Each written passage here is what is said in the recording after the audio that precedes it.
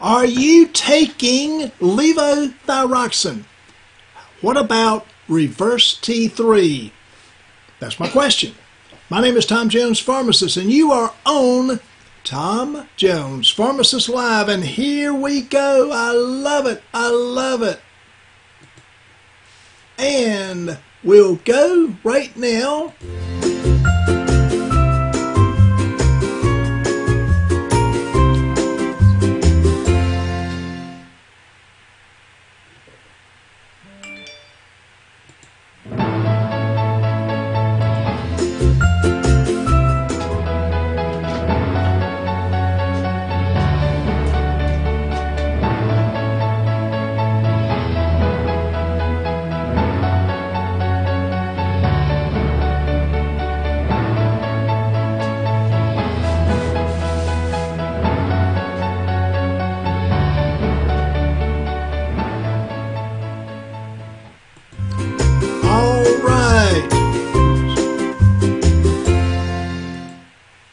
All right, let's get right with it. We're going tonight to talk about levothyroxine and reverse T3.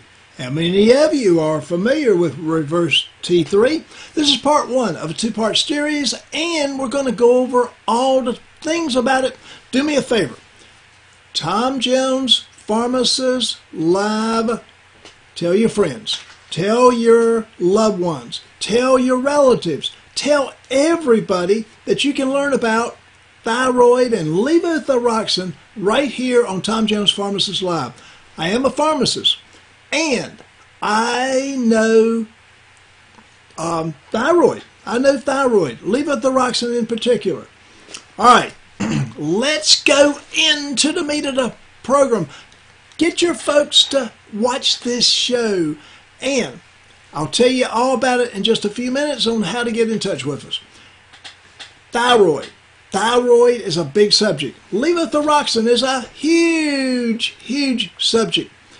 It's a critical element in one's overall health, and hormones are actually secreted by this gland, and they interact with every cell in the body, and the functioning of the body is influenced by thyroid. So, if it doesn't work, it can lead to a horrible experience with significant health issues, and you can develop problems such as hypothyroidism and hyperthyroidism. So tonight we're throwing in another curveball, reverse T3. And what does it do? Well, let's go over the thyroid hormones again.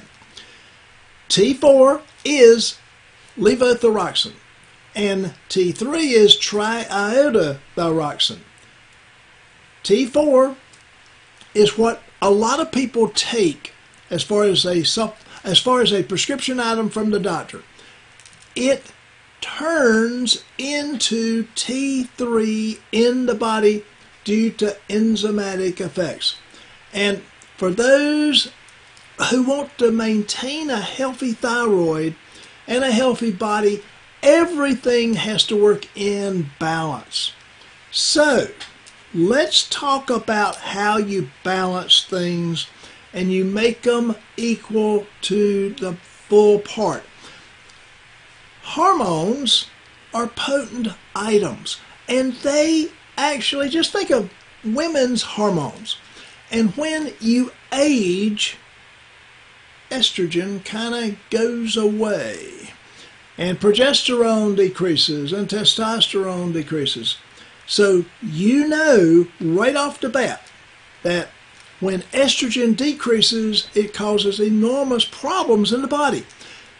If you don't have the right hormonal balance of women's hormones, you have lots of issues. Like when you run out of estrogen, we've got cardiovascular disease developing. We have osteoporotic diseases developing. The same thing is true with thyroid hormones. And thyroid hormones actually work the same way. So we want to have the right amount of T4, and we want to have the right amount of T3 so it is in unison and you get the effects in the body of what it should do. And when the hormones are off, when your body doesn't produce enough of a hormone in the levothyroxine and in the thyroid part, the T3, you don't have the energy and you don't have the drive and you don't have a lot of things going on that you need to have going on. So we got to go over what and how the body functions. If you've got an appreciation and understanding of all the different factors here, you'll be better off. Reverse T3, many people are running into problems here. These hormones are secreted by the thyroid.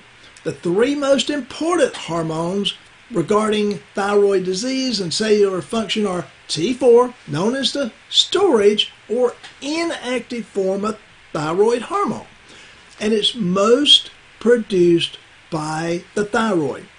T3, called the active form of thyroid hormone, is 5 times approximately more powerful than the levothyroxine, which is T4. Now, entering in here is a reverse T3, and that's the inactive mirror form of T3. And guess what it does? It inhibits T3 function in the body.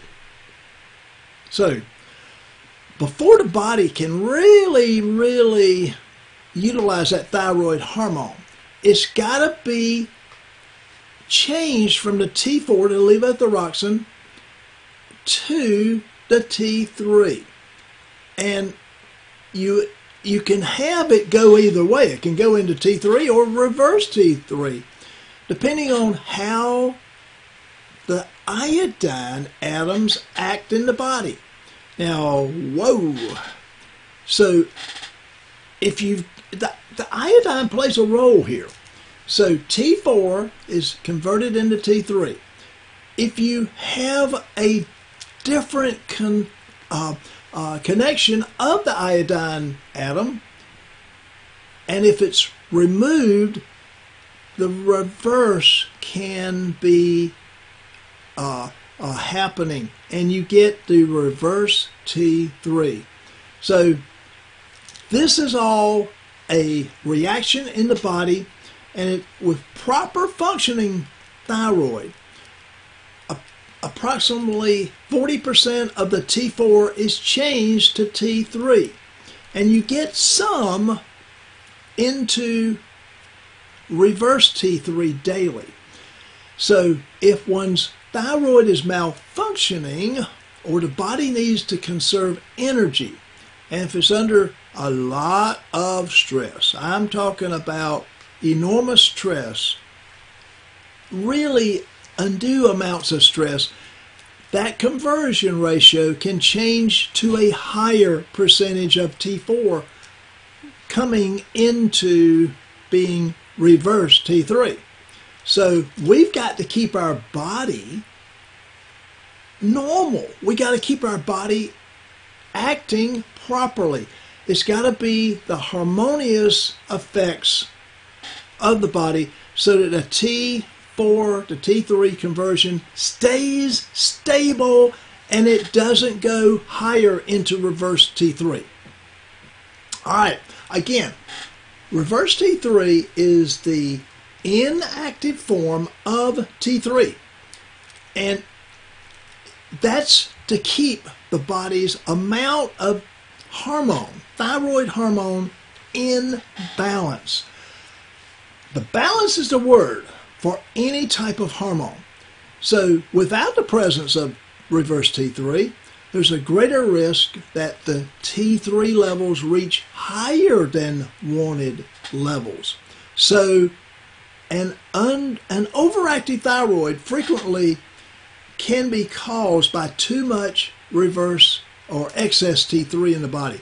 Too much excess T3 in the body. So you can actually have too much reverse T3 occurring to inhibit the T3's availability and ability to provide all that extra energy that you want to have. You want to have the go-to energy in the body.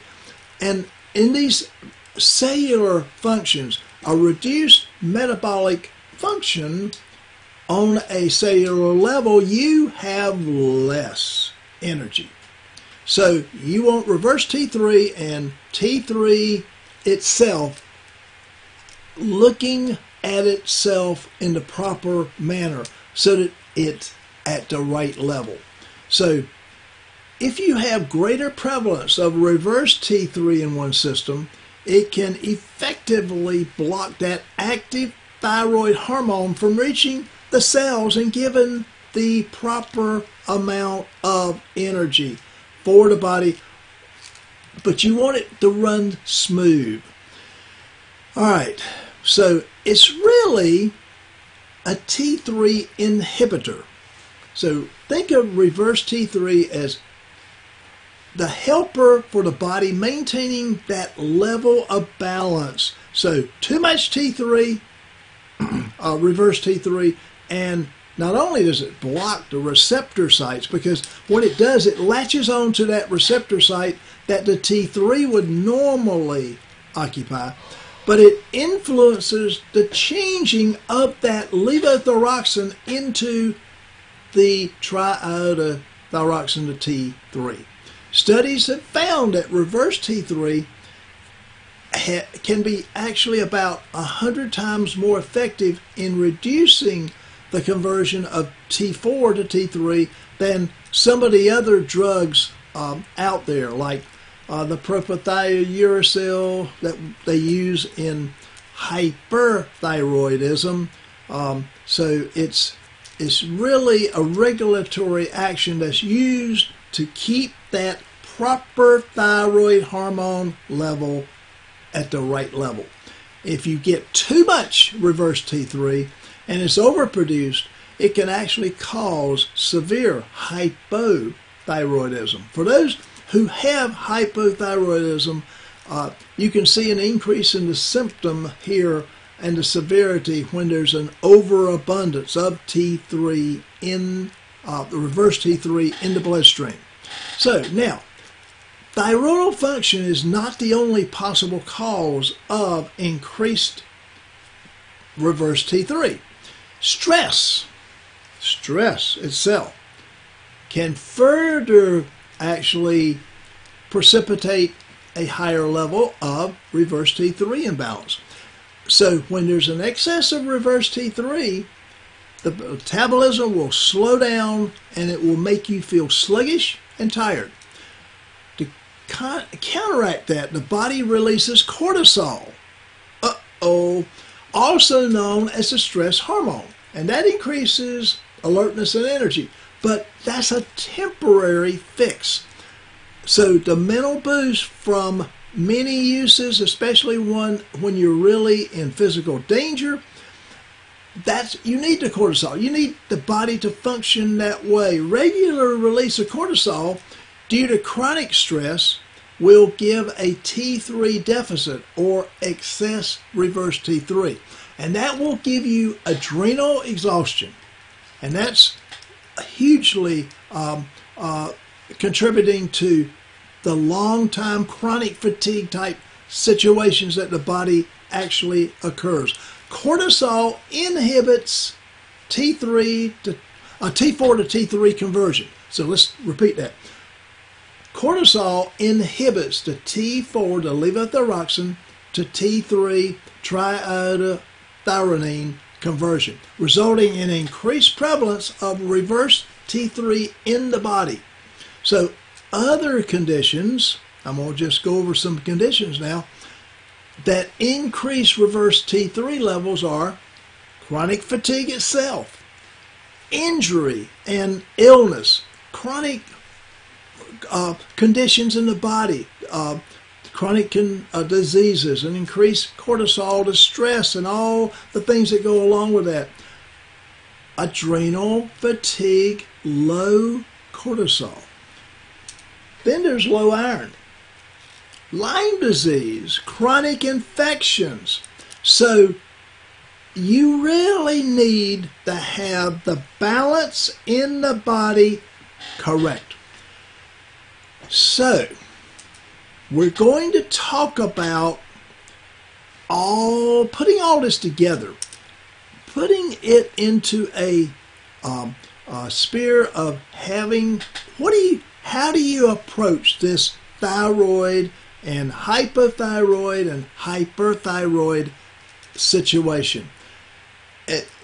Practitioners need to be able to check that TSH and check the levels and get good lab tests, because without the proper lab tests, without everything going into that little reservoir of information for the patient, you may not get the right dosage.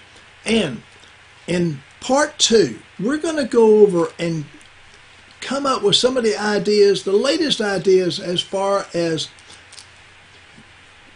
T4, T3, TSH, and all the other conditions that go along with that. Because having the right diagnosis, having the right levels checked, having all that information gives you the answer as to whether you need X number of milligrams of levothyroxine or armored thyroid or compounded thyroid hormones. You've got to have the right lab test, the right conditions, and the right results to put it all together and have your best dosage for yourself. My name is Tom Jones, Pharmacist. You've been on a special edition of Tom Jones Pharmacist Live. You can find us on Facebook at tomjonespharmacist.live/inner circle. If you want to do a consultation, tomjonespharmacist.live/consultation. Here on YouTube, we are at Tom Jones Pharmacist. We try to give you the best information in the entire world. If you want to send us a message on Twitter, it's the hashtag TomJonesLive1. We welcome your suggestions. We welcome the information that you want to talk to us about. Ask us questions. Let us know what you want to talk about. Go down below. You'll be able to leave a message. Let us know if we're hitting the right pulse of what you want to hear, and give us suggestions as to what you might want to hear in addition. We're here to serve you. My name is Tom Jones Pharmacist. You have been on Tom Jones Pharmacist Live. Thank you so much for being here, and see you next time.